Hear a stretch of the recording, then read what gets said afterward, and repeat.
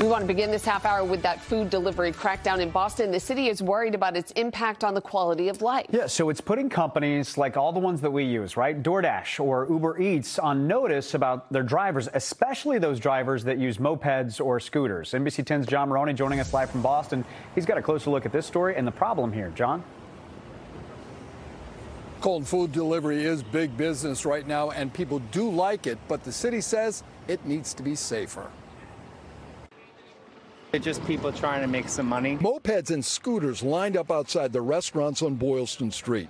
Boston is warning the large food delivery companies to do a better job of policing their drivers. I'll see people on these types of scooters, blowing red lights and whatnot. In a letter to DoorDash, Grubhub, and Uber, the city says many of the vehicles aren't registered, and drivers have been spotted running red lights, traveling on sidewalks, and speeding. Hi guys, how you doing? We tried to speak with some of the drivers. They declined, with many of them wearing face covers, telling us they didn't speak English. It's related to a really big uptick in people seeking food deliveries and other types of deliveries during and after the pandemic. Stacy Thompson with the Livable Streets Alliance says the business model for these corporations is part of the problem. They basically don't care if these folks have appropriate vehicles, and they have to go as fast as they can to earn a buck. This is what DoorDash told us. The overwhelming majority of Dashers do the right thing. If they don't, then they face consequences. This from Grubhub. We take safety seriously, and any reports of unsafe driving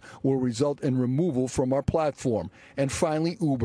We will work with the city to educate couriers that use the Uber platform. At Uber, safety is always a top priority. We know a lot of these are just hardworking drivers who are trying to put food on the table for their own families, and that it comes back to the companies who need to take responsibility. Now, all those companies did tell us they're willing to work with the city to address these issues. Stay tuned. Well, live in Boston, John Maroney, NBC 10 Boston. John, thank you. 32 minutes.